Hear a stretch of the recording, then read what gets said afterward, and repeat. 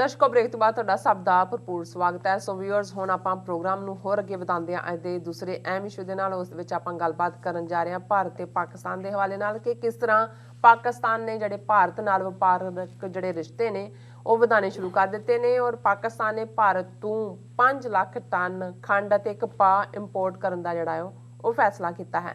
ਸੋ viewers, ਸਵਾਲ ਇਹ ਪੈਦਾ ਹੁੰਦਾ ਹੈ ਕਿ ਬੀਜੇਪੀ ਦੀ ਨਾ ਤਾਂ ਭਾਰਤ ਵਿਚਲੇ ਮੁਸਲਮਾਨਾਂ ਪ੍ਰਤੀ ਕੋਈ ਨੀਤੀ ਬਦਲੀ ਹੈ ਅਤੇ ਨਾ ਹੀ ਜੰਮੂ ਕਸ਼ਮੀਰ ਵਿਚਲੇ ਜਿਹੜੇ ਫੈਸਲਿਆਂ ਨੂੰ ਬਦਲਿਆ ਗਿਆ ਹੈ। ਸੋ ਫਿਰ ਪਾਕਿਸਤਾਨ ਭਾਰਤ ਨਾਲ ਸੰਬੰਧ ਸੁਧਾਰਨ ਲਈ ਇੰਨਾ ਕਾਲਾ ਕਿਉਂ ਪਿਆ ਹੋਇਆ ਹੈ? ਕਿ ਪਾਕਿਸਤਾਨ ਨੇ ਜੰਮੂ ਕਸ਼ਮੀਰ ਭਾਰਤ ਦੇ ਹਵਾਲੇ ਕਰਨ ਦੀ ਜਿਹੜੀ ਨੀਤੀ ਹੈ ਉਸ ਤੇ ਹੌਲੀ-ਹੌਲੀ ਅਮਲ ਕਰਨਾ ਸ਼ੁਰੂ ਕਰ ਦਿੱਤਾ ਹੈ? ਇਸ ਬਾਰੇ ਆਪਾਂ ਵਿਚਾਰ ਚਰਚਾ ਕਰਨ ਜਾ ਰਹੇ ਹਾਂ। ਸੋ ਅਸੀਂ ਚਾਹਾਂਗੇ ਕਿ ਤੁਸੀਂ ਨਾਲ ਇਸੇ ਤਰ੍ਹਾਂ ਬਣੇ ਰਹਿਣਾ। ਦੇਖਣ ਸੁਣਨ ਲਿਖਣ ਲਈ ਤੁਹਾਡਾ ਸਭ ਦਾ ਬਹੁਤ-ਬਹੁਤ ਸ਼ੁਕਰੀਆ ਜੀ। ਡਾਕਟਰ ਸਾਹਿਬ, ਕੀ ਵਿਚਾਰਾਂ ਨੇ? ਦੇਖੋ, ਹੈ ਤਾਂ ਇਹ ਇੱਕ ਸਾਡੇ ਲਈ ਵੀ ਦੁੱਖ ਵਾਲੀ ਗੱਲ ਹੁੰਦੀ ਹੈ ਜਦੋਂ ਅਸੀਂ ਉਸ ਇਸ਼ੂ ਦੇ ਉੱਤੇ ਤਨਕੀਦ ਕਰਦੇ ਹਾਂ ਜਿਹੜਾ ਅਸੀਂ ਸਮਝਦੇ ਸੀ ਕਿ ਪਾਕਿਸਤਾਨ ਦੀ ਸਟਰੋਂਗ ਵਿਕਟ ਹੈ। ਉਹਨਾਂ ਦੀ ਲੀਡਰਸ਼ਿਪ, ਬੇਸ਼ੱਕ ਉਹ ਮਿਲਟਰੀ ਲੀਡਰਸ਼ਿਪ ਹੋਏ, ਪੋਲੀਟੀਕਲ ਲੀਡਰਸ਼ਿਪ ਹੋਏ, ਉਹਨਾਂ ਨੇ ਜਿਸ ਅੰਦਾਜ਼ 'ਚ ਜੰਮੂ ਕਸ਼ਮੀਰ ਦੇ ਇਸ਼ੂ ਨੂੰ ਖਾਸ ਤੌਰ 'ਤੇ 5 ਅਗਸਤ 2019 ਨੂੰ ਜਦੋਂ ਕਿ ਉਸ ਦੀ ਹੋਂਦ ਹੀ ਮਿਟਾ ਦਿੱਤੀ ਗਈ, ਸੂਬੇ ਦਾ ਰੁਤਬਾ ਵੀ ਖ਼ਤਮ ਕਰ ਦਿੱਤਾ ਗਿਆ, ਆਰਟੀਕਲ 370-35A ਖ਼ਤਮ ਕੀਤਾ ਗਿਆ ਔਰ ਜਿਵੇਂ ਇਮਰਾਨ ਖਾਨ ਸਾਹਿਬ ਨੇ UN ਜਨਰਲ ਅਸੈਂਬਲੀ ਦੇ ਵਿੱਚ ਭਾਰਤ ਨੂੰ ਠੀਕ ਜੋ ਉਸ ਦੀ ਔਕਾਤ ਸੀ ਉਹ ਦਿਖਾਈ, ਪੂਰੀ ਨਾਜ਼ੀ ਤਰਜ਼ ਦੀ ਹਕੂਮਤ, ਫਾਸ਼ਿਜ਼ਮ ਔਰ ਕਿਵੇਂ ਜਿਹੜੀ ਹੈ ਇਹ ਉਹਨਾਂ ਨੇ ਦੁਨੀਆ ਨੂੰ ਵਾਰਨ ਕੀਤਾ ਹੈ ਕਿ ਜੋ ਕੁਛ 1930s ਦੇ ਵਿੱਚ ਸੀ ਨਾਜ਼ੀਜ਼ਮ ਦੀ ਸ਼ੁਰੂਆਤ ਵੇਲੇ ਉਹੀ ਕੁਛ ਜਾ ਰਿਹਾ। ਔਰ ਇਸ ਤੋਂ ਬਾਅਦ ਵੀ ਜਿਹੜਾ ਇਸ ਕਿਸਮ ਦੀ ਗਰਮਜੋਸ਼ੀ ਉਹ ਆਜ਼ਾਦ ਕਸ਼ਮੀਰ ਦੀ ਅਸੈਂਬਲੀ 'ਚ ਹੋਏ ਜਾਂ ਬਾਅਦ ਦੇ ਵਿੱਚ ਕਸ਼ਮੀਰ ਸੋਲੀਡੈਰਿਟੀ ਡੇ ਔਰ ਅੱਡ-ਅੱਡ ਮੌਕਿਆਂ ਦੇ ਉੱਤੇ, ਹਾਲਾਂਕਿ ਕੁਛ ਹਲਕਿਆਂ ਵੱਲੋਂ ਇਹ ਜ਼ਰੂਰ ਕਿਹਾ ਜਾਂਦਾ ਸੀ ਕਿ ਭਾਈ ਜਦੋਂ ਤੱਕ ਤੁਹਾਡੇ ਐਕਸ਼ਨ ਤੁਹਾਡੇ ਲਫ਼ਜ਼ਾਂ ਨਾਲ ਮੈਚ ਨਾ ਕਰਨ ਉਦੋਂ ਤੱਕ ਉਸ 'ਚੋਂ ਕੋਈ ਨਤੀਜਾ ਨਹੀਂ ਨਿਕਲਦਾ। ਪਰ ਅਸੀਂ ਇਹ ਸਮਝਦੇ ਸੀ ਕਿ ਵੀ ਪਾਕਿਸਤਾਨ ਦੇ ਅੰਦਰੂਨੀ ਹਾਲਾਤ, ਖਾਸ ਤੌਰ 'ਤੇ ਫਾਈਨੈਂਸ਼ੀਅਲ, IMF ਦੀ ਲਟਕਦੀ ਤਲਵਾਰ ਔਰ ਫਿਰ ਕੋਵਿਡ-19 ਦਾ ਆ ਜਾਣਾ ਜਿਸ ਨੇ ਸਾਰੀ ਦੁਨੀਆ ਨੂੰ ਵੀ ਪ੍ਰਭਾਵਿਤ ਕੀਤਾ, ਵੀ ਸ਼ਾਇਦ ਇਹ ਇੱਕ ਵੱਡਾ ਕਾਰਨ ਹੈ ਕਿ ਵੀ ਇਸ ਦੇ ਉੱਤੇ ਕੋਈ ਵੀ ਹੋਰ ਪੇਸ਼ਕਦਮੀ ਨਹੀਂ ਹੋਈ ਜਿਹਨੂੰ ਤੁਸੀਂ, ਔਰ ਇਹਦੇ 'ਚ ਵੀ ਕੋਈ ਸ਼ੱਕ ਨਹੀਂ ਕਿ ਇਸ ਪੀਰੀਅਡ ਦੇ ਵਿੱਚ ਜਿਹੜੀ ਸਟਰੋਂਗ ਵਿਕਟ OIC ਦੇ ਥੱਲੇ, ਬੇਸ਼ੱਕ ਉਹ ਸਾਊਦੀ ਅਰੇਬੀਆ, UAE, ਇਸਲਾਮਿਕ ਮੁਲਕ ਹੋਣ, ਈਵਨ ਮਲੇਸ਼ੀਆ ਦੇ ਵੀ ਮਿਸਟਰ ਮਹਾਤਰ ਜਿਹੜੇ ਨੇ ਉਹ ਪਿੱਛੇ ਹਟ ਗਏ ਔਰ ਜਿਹੜਾ ਨਵਾਂ ਰਜੀਮ ਆਇਆ ਉਹ ਪ੍ਰੋ ਇੰਡੀਆ ਸੀ। ਇਹ ਸਾਰੇ ਫੈਕਟਰ ਜਿਹੜੇ ਨੇ ਉਹ ਐਗਜ਼ਿਸਟ ਕਰਦੇ ਸੀ ਔਰ ਇਸ ਲਈ ਵੀ ਤੁਸੀਂ ਜੇ ਬੈਨੀਫਿਟ ਆਫ ਡਾਊਟ ਦਿੰਦੇ ਹੋ ਕਿ ਵੀ ਇਹ ਗੱਲ ਅੱਗੇ ਨਹੀਂ ਤੁਰੀ। ਪਰ ਹੁਣ ਪਿਛਲੇ ਆਲਮੋਸਟ 4-6 ਹਫ਼ਤਿਆਂ 'ਚ ਜਿਸ ਤੇਜ਼ੀ ਦੇ ਨਾਲ ਪਾਕਿਸਤਾਨ ਔਰ ਭਾਰਤ ਜਿਹੜੇ ਨੇ, ਭਾਰਤ ਦਾ ਤਾਂ ਇੰਟਰਸਟ ਹੈ ਕਿ ਨੋਰਮਲਾਈਜ਼ ਹੋਏ। ਨੋਰਮਲਾਈਜ਼ ਦਾ ਮਤਲਬ ਇਹ ਹੈ ਕਿ ਭਾਈ ਪਿਛਲਾ ਭੁੱਲ ਜਾਓ, ਅਸੀਂ ਕਸ਼ਮੀਰ ਨੂੰ ਹੜੱਪ ਲਿਆ, ਹੁਣ ਤੁਸੀਂ ਇਹਦੀ ਗੱਲ ਨਾ ਕਰੋ, ਤੁਸੀਂ ਗੱਲ ਕਰੋ ਕਿ ਭਾਈ ਤੁਸੀਂ ਕਿਹੜੀ ਚੀਜ਼ ਤੁਸੀਂ ਇੰਪੋਰਟ ਕਰਨੀ ਹੈ, ਕਿਹੜੀ ਐਕਸਪੋਰਟ ਕਰਨੀ ਹੈ, ਗੱਡੀਆਂ ਜਿਹੜੀਆਂ ਨੇ ਉਹ ਰੇਲਵੇ ਔਰ ਦੂਸਰਾ ਖੋਲ੍ਹੋ, ਜਿਹੜੀਆਂ ਵੀ ਸਮਝੌਤਾ ਤੇ ਫਲਾਣਾ ਨੇ, ਹਾਈ ਕਮਿਸ਼ਨ ਖੋਲ੍ਹੋ। ਔਰ ਪਹਿਲਾਂ ਜੰਮੂ ਕਸ਼ਮੀਰ ਦੇ ਉੱਤੇ ਜਿੱਥੇ ਕਿ ਖੁਦ ਹੀ ਪਿਛਲੇ ਇਹਨਾਂ ਨੇ ਤਾਂ ਕਸ਼ਮੀਰ 'ਚ 5 ਅਗਸਤ 2019 ਨੂੰ ਕੀਤਾ, ਲੇਕਿਨ ਜਿਹੜੀਆਂ ਸੀਜ਼ਫਾਇਰ ਵਾਇਲੇਸ਼ਨਸ ਅਕ੍ਰੋਸ ਚੱਲ ਰਹੀਆਂ ਸੀ LOC ਦੇ ਉੱਤੇ, ਇਹ ਤਾਂ ਪਿਛਲੇ 6 ਸਾਲ ਤੋਂ ਚੱਲ ਰਹੀਆਂ ਸੀ। ਹੁਣ ਜਦੋਂ ਉਹਨਾਂ ਦਾ ਜਨਰਲ ਨਰਵਾਣੇ ਕਹਿੰਦਾ ਹੈ ਕਿ ਜੀ ਪਿਛਲੇ 6 ਸਾਲ ਤੋਂ ਜਿਹੜਾ ਚੱਲ ਰਿਹਾ ਸੀ, ਮਾਰਚ ਦੇ ਮਹੀਨੇ 'ਚ ਇੱਕ ਵੀ ਗੋਲੀ ਨਹੀਂ ਚੱਲੀ। ਹੁਣ ਇਹ ਵੀ ਇੱਕ ਦੇਖਣ ਵਾਲੀ ਗੱਲ ਹੈ ਕਿ ਵੀ ਐਸਾ ਕੀ ਕੰਸੈਸ਼ਨ ਇੰਡੀਆ ਨੇ ਦਿੱਤਾ ਹੈ ਕਸ਼ਮੀਰ ਨੂੰ ਦੇ ਮੁੱਦੇ ਦੇ ਉੱਤੇ, ਕਿਹੜੀ ਉਹਨਾਂ ਨੇ ਜਿਹੜੀ ਹੈ ਉਹ ਬੈਕ ਸਟੈਪ ਕੀਤਾ ਹੈ ਪੋਜੀਸ਼ਨ ਨੂੰ, ਜਾਂ ਪਾਕਿਸਤਾਨ ਦੇ ਮੁੱਦੇ ਤੇ ਉਹਨਾਂ ਨੇ ਕੀ ਕੀਤਾ ਹੈ ਕਿ ਵੀ ਪਾਕਿਸਤਾਨ ਨੂੰ ਆਲ ਆਫ ਏ ਸਡਨ ਇੰਨੀ ਕਾਹਲੀ ਲੱਗੀ ਹੋਈ ਹੈ ਕਿ ਵੀ ਉਹਨਾਂ ਨੇ ਨਾਰਮਲਾਈਜ਼ ਕਰਨਾ ਹੈ। ਪਹਿਲਾਂ ਅਸੀਂ ਦੇਖਦੇ ਹਾਂ ਮਿਲਟਰੀ ਕਮਾਂਡਰ ਲੈਵਲ ਦੀ ਹੁੰਦੀ ਹੈ, ਚਲੋ ਮੰਨ ਲਿਆ LOC ਦਾ, ਅਸੀਂ ਇਹਦੇ ਤੇ ਕਿਹਾ ਕਿ ਵੀ ਇਹ ਪੋਸੀਬਲ ਹੈ ਵੀ ਇੱਕ ਪਾਸੇ ਅਮਰੀਕਾ ਨੇ ਭਾਰਤ ਦੀ ਬਾਂਹ ਮਰੋੜੀ ਹੋਏ ਔਰ ਦੂਸਰੇ ਪਾਸੇ ਚੀਨ ਨੇ ਪਾਕਿਸਤਾਨ ਦੀ ਮਰੋੜੀ ਹੋਏ, ਕਿਉਂਕਿ ਉਹ ਸਿੱਧਾ ਦੋਨਾਂ ਦੇ ਆਪਣੇ, ਪਰ ਕੁਛ ਵੀ ਹੋਏ ਤੁਸੀਂ ਆਪਣਾ ਮੌਕਫ ਜਿਹਦੇ ਉੱਤੇ 4 ਜੰਗਾਂ ਦੀ ਗੱਲ ਹੁੰਦੀ ਹੈ ਔਰ ਕਸ਼ਮੀਰੀਆਂ ਦੀਆਂ ਸਾਰੀਆਂ ਹੋਪਸ ਔਰ ਕੱਲਾ ਕਸ਼ਮੀਰੀਆਂ ਨਹੀਂ, ਜਿਵੇਂ ਪਾਕਿਸਤਾਨੀ ਸੋਲੀਡੈਰਿਟੀ ਨਾਲ ਖੜੇ ਨੇ ਬਹੁਤ ਸਾਰੇ।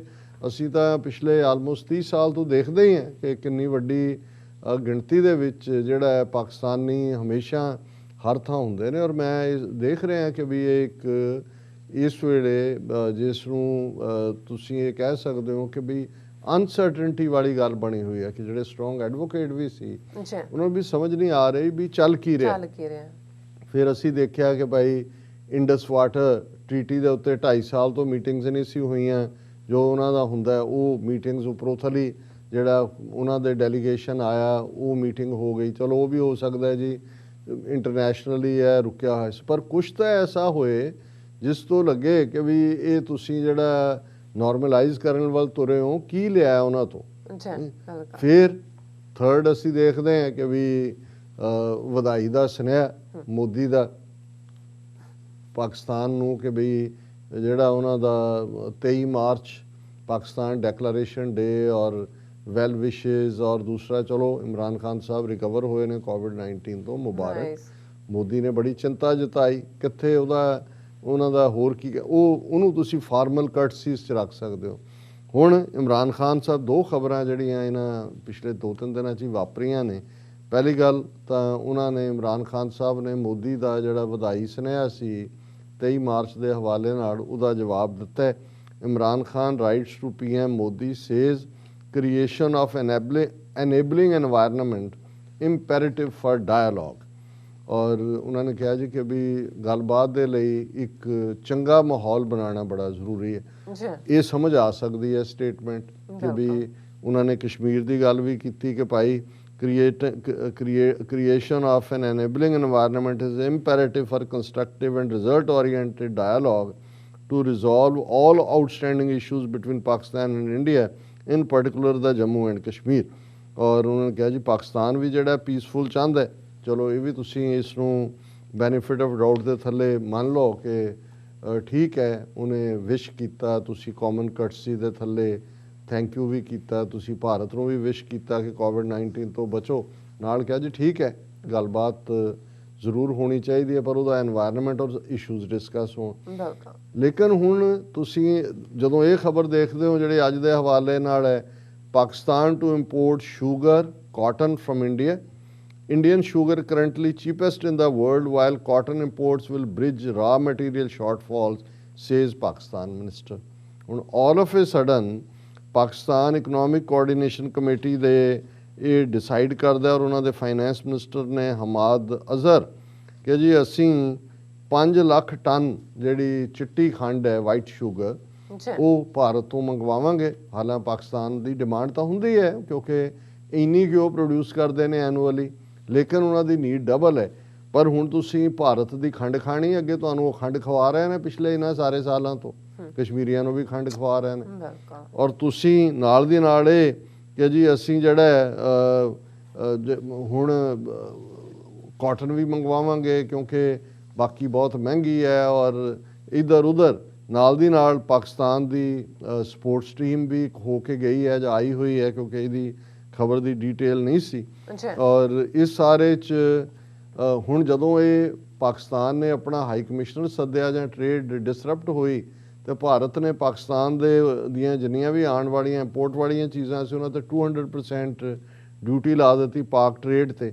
ਪਰ ਇਹਦੇ ਬਾਵਜੂਦ ਇਹਨੂੰ ਤੁਸੀਂ ਐਮਰਜੈਂਸੀ ਕਹਿ ਸਕਦੇ ਹੋ। ਮਈ 2020 'ਚ ਵੀ ਪਾਕਿਸਤਾਨ ਨੇ ਮੈਡੀਸਨ ਔਰ ਰਾ ਮਟੀਰੀਅਲ ਫਾਰਮਾ ਨਾਲ ਸੰਬੰਧਿਤ, ਕਿਉਂਕਿ ਇਹ ਐਸੈਂਸ਼ੀਅਲ ਸਰਵਿਸਿਜ਼ ਉਹ ਥੋੜ੍ਹੀਆਂ ਬਹੁਤ ਮੰਗਵਾਈਆਂ ਸੀ। ਪਰ ਹੁਣ ਜਸਟ ਗੱਲਾਂ ਬਾਤਾਂ ਬਿਨਾਂ ਕੋਈ ਡਾਇਲੋਗ ਸ਼ੁਰੂ ਹੋਇਆ, ਬਿਨਾਂ ਕੋਈ ਕੰਸੈਸ਼ਨ ਦੇ ਤੁਸੀਂ ਜਿਹੜਾ ਹੈ ਉਹ ਇੰਪੋਰਟ ਕਰਨਾ ਸ਼ੁਰੂ ਕਰ ਦਿੱਤਾ ਹੈ। ਨਾਲ ਦੀ ਨਾਲ ਇਹ ਹੈ ਜੀ ਕਿ ਬਈ ਅਸੀਂ ਜਿਹੜਾ ਹੈ ਉਹ ਫਾਰਮਾਕੋਲੋਜੀ ਔਰ ਕੈਮੀਕਲਸ ਵਾਲਾ ਵੀ ਇਹਦੇ 'ਚ ਨੈਕਸਟ ਹੋ ਸਕਦਾ। ਹੁਣ ਦੇਖਣ ਵਾਲੀ ਗੱਲ ਹੈ ਵੀ ਇਸ ਸਾਰੇ ਪੀਰੀਅਡ 'ਚ ਟ੍ਰੇਡ ਤੁਸੀਂ ਨਾਰਮਲ ਕਰਨ ਦੀ ਗੱਲ ਕਰ ਲਈ, ਟ੍ਰੀਟੀ ਇੰਡਸ ਵਾਟਰ ਦੀ, ਭਾਰਤ ਜਿਹਨੇ ਕਿ ਫਰਵਰੀ 2020 ਤੋਂ ਜਿਹੜਾ ਕਰਤਾਰਪੁਰ ਕੋਰੀਡੋਰ ਬੰਦ ਕੀਤਾ ਹੋਇਆ ਹੈ। ਹਾਲਾਂਕਿ ਇਹ ਰਿਲੀਜੀਅਸ ਮੁੱਦਾ ਹੈ। ਜੇ ਤੁਸੀਂ ਈਵਨ ਇਹ ਵੀ ਕਹਿੰਦੇ ਜੇ ਰਿਲੀਜੀਅਸ ਠੀਕ ਹੈ, ਇੱਧਰਲੇ ਕਟਾਕਸ਼ ਰਾਜ ਹਿੰਦੂ ਜਾਣਾ ਚਾਹੁੰਦੇ ਨੇ ਜਾਣ, ਉਧਰਲੇ ਜਿਹੜੇ ਨੇ ਉਹ ਰੋਜ਼ਾ ਸ਼ਰੀਫ ਹੈ ਸਰਹੰਦ ਦੇ ਵਿੱਚ, ਜਾਂ ਅਜਮੇਰ ਸ਼ਰੀਫ ਆਉਂਦੇ ਨੇ, ਜਾਂ ਨਿਜ਼ਾਮੂਦੀਨ ਆਉਂਦੇ ਨੇ, ਉਹਨਾਂ ਔਰ ਕਰਤਾਰਪੁਰ ਕੋਰੀਡੋਰ ਨੇ। ਲੇਕਿਨ ਇਹ ਇੱਕਦਮ ਇਸ ਲੈਵਲ ਦੇ ਉੱਤੇ ਵਪਾਰਕ ਸੰਬੰਧਾਂ ਨੂੰ ਬਹਾਲ ਕਰਨ ਵੱਲ ਜਿਹੜਾ ਇਹ ਤੋਰਾ ਫੇਰਾ ਸ਼ੁਰੂ ਕਰ ਦਿੱਤਾ ਹੈ, ਇਹ ਜਿਹੜਾ ਸਮਝ ਤੋਂ ਬਾਹਰ ਹੈ। ਔਰ ਨਾਲ ਦੀ ਨਾਲ ਜਿਹੜਾ ਸੀਜ਼ ਫਾਇਰ ਹੋਇਆ ਸੀ ਉਹਨਾਂ ਦੇ ਫੌਜੀ ਕਮਾਂਡਰਸ ਦੇ ਲੈਵਲ ਦੇ ਉੱਤੇ, ਹੁਣ ਵੀ ਜਿਹੜਾ ਉਹਨਾਂ ਨੇ, ਜਦੋਂ ਅੱਜ ਅਸੀਂ ਗੱਲ ਕਰ ਰਹੇ ਹਾਂ ਪਿਛਲੇ ਕੱਲ੍ਹ ਲਈ, ਪੁੰਛ ਰਾਵਲਾਕੋਟ ਕ੍ਰਾਸਿੰਗ ਪੁਆਇੰਟ ਦੇ ਉੱਤੇ ਬ੍ਰਿਗੇਡ ਕਮਾਂਡਰ ਲੈਵਲ ਦੇ ਉੱਤੇ ਜਿਹੜਾ ਹੈ ਉਹਨਾਂ ਦੀ ਮੀਟਿੰਗ ਹੋਈ ਔਰ ਉਹਨਾਂ ਨੇ ਇਹ ਦੇਖਿਆ ਕਿ ਇਹ ਆਬਜ਼ਰਵ ਸੀਜ਼ ਫਾਇਰ ਕਿ ਵੀ ਉਹ ਫੋਲੋ ਹੋ ਰਿਹਾ ਕਿ ਨਹੀਂ। ਔਰ ਇਹ ਮੀਟਿੰਗ ਜਿਹੜੀ ਹੈ ਸਵੇਰ ਤੋਂ ਸ਼ਾਮ ਤੱਕ ਚੱਲੀ ਔਰ ਆਰਮੀ ਜਨਰਲ MM ਨਰਵਾਣੇ ਨੇ ਇਹ ਕਿਹਾ ਕਿ ਜੀ ਫਸਟ ਟਾਈਮ ਪਿਛਲੇ 5 ਤੋਂ 6 ਸਾਲਾਂ ਦੇ ਵਿੱਚ ਨਾਟ ਏ ਸਿੰਗਲ ਸ਼ਾਟ ਵਾਜ਼ ਫਾਇਰਡ ਇਨ ਮਾਰਚ ਬਾਰਿੰਗ ਐਨ ਔਡ ਇਨਸੀਡੈਂਟ। ਔਰ ਨਾਲ ਦੀ ਨਾਲ ਉਹ ਇਹ ਵੀ ਕਹਿ ਰਿਹਾ ਕਿ ਹੀ sad terror infrastructure including terror launch pads on Pakistani side ਵਰ ਇੰਟੈਕਟ। ਔਰ ਇਹ ਸਰਕਾਰੀ ਲੈਵਲ ਤੇ ਇਹ ਚੱਲ ਰਿਹਾ ਹੈ। ਔਰ ਜਿਹੜੇ ਇਸ ਕਿਸਮ ਦੇ ਸੋ ਕਾਲਡ ਥਿੰਕ ਟੈਂਕ, ਅਮਨ, ਪੀਪਲ ਟੂ ਪੀਪਲ ਕਨੈਕਸ਼ਨ, ਇਹ ਡਰਾਮੇ ਜੇ ਖੜੇ ਕੀਤੇ ਹੁੰਦੇ ਨੇ, ਏਜੰਸੀਆਂ ਦਾ ਹੀ ਕੰਮ ਹੁੰਦਾ। ਹੁਣ ਇੱਧਰ ਜਿਉਂ ਹੀ ਜਿਹੜੀ ਹੈ ਉਹ ਸ਼ੁਰੂ ਹੋਇਆ ਕੰਮ ਕਿ ਵੀ ਭਾਰਤ ਨੂੰ ਲੱਗਾ ਕਿ ਜੀ ਹੁਣ ਇਵੇਂ ਅਸੀਂ ਇੰਟਰਨੈਸ਼ਨਲੀ ਦੱਸਣਾ ਵੀ ਹਰ ਚੀਜ਼ ਨਾਰਮਲ ਹੋ ਗਈ, ਤੇ ਇਹ ਜਿਹੜਾ south Asia piece action network, ਇਹ ਵੀ ਰਾਤੋਂ ਰਾਤ ਕਿੱਦਾਂ ਦੇ ਨਾਂ ਰੱਖ ਕੇ ਪੈਦਾ ਹੋ ਜਾਂਦੇ ਨੇ, ਇਹ ਵੀ ਸਾਹਮਣੇ ਆ ਗਿਆ। ਨਾਲ ਦੀ ਨਾਲ ਉਹਨਾਂ ਨੇ ਕਿਹਾ ਕਿ ਜੀ ਅਸੀਂ ਜਿਹੜਾ normal people to people Indo Pak peace mongers join hands, Pakistan 'ਚੋਂ ਵੀ ਕੁਛ ਆ ਗਏ, ਇੰਡੀਆ 'ਚੋਂ ਵੀ ਆ ਗਏ ਕਿ ਅਸੀਂ ਹੁਣ ਜਿਹੜਾ ਵੀ urge both governments to reduce hostility, enable people to people contact by easing the visa regime and cut down on military expenditure।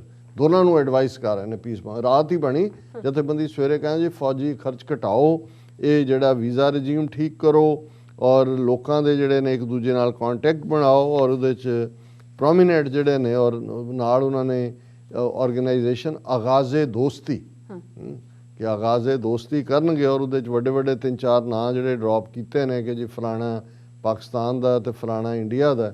ਸੋ ਇਹ ਵੀ ਸਾਰੀ ਇੰਟੈਲੀਜੈਂਸ ਖੇਡ ਹੁੰਦੀ ਹੈ ਜਿਹੜੀ ਕਿ ਉਹ ਕਰ ਰਹੇ ਨੇ। ਹੁਣ ਉਹਨਾਂ ਨੇ ਕਸ਼ਮੀਰ ਤੇ ਤਾਂ ਕੰਸੈਸ਼ਨ ਕੀ ਦੇਣਾ ਜਾਂ ਉਹਦੇ 'ਚ ਉਹਨਾਂ ਨੇ ਕੀ ਤਬਦੀਲੀ ਕਰਨੀ ਹੈ। ਜੇ ਤੁਸੀਂ 3 ਖਬਰਾਂ ਅੱਜ ਦੇ ਹਵਾਲੇ ਨਾਲ ਹੀ, ਜਦੋਂ ਕਿ ਪਾਕਿਸਤਾਨ ਨੇ ਸ਼ੂਗਰ ਔਰ ਕਾਟਨ ਇਸ ਨੂੰ ਜਿਹੜਾ ਉਹ ਖੋਲ੍ਹ ਦਿੱਤਾ ਹੈ ਕਿ ਭਾਈ ਅਸੀਂ ਕਰ ਰਹੇ ਹਾਂ।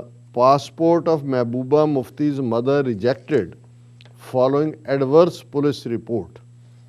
ਹੁਣ ਮਮਤਾ ਬੈਨਰਜੀ ਨੂੰ ਖੁਦ ਤਾਂ ਉਹਨਾਂ ਨੇ ਪਾਸਪੋਰਟ ਦਿੱਤਾ ਹੀ ਨਹੀਂ, ਉਹਦੀ ਮਾਂ ਬੁੱਢੀ 70 ਸਾਲ ਤੋਂ ਉੱਪਰ, ਉਹਨੂੰ ਵੀ ਉਹਨਾਂ ਨੇ ਪਾਸਪੋਰਟ ਡਿਨਾਈ ਕਰ ਦਿੱਤਾ। ਪਾਸਪੋਰਟ ਆਫਿਸ ਨੇ ਉਹਨਾਂ ਨੇ ਇਹ ਕਿਹਾ ਕਿ ਭਾਈ ਇਹ ਜਿਹੜਾ CID ਦੀ ਰਿਪੋਰਟ ਜਿਹੜੀ ਹੈ Mehbooba denied passport after CID report, high court says no directions can be passed on this, ਕਿ ਅਸੀਂ ਦੱਸ ਨਹੀਂ ਸਕਦੇ।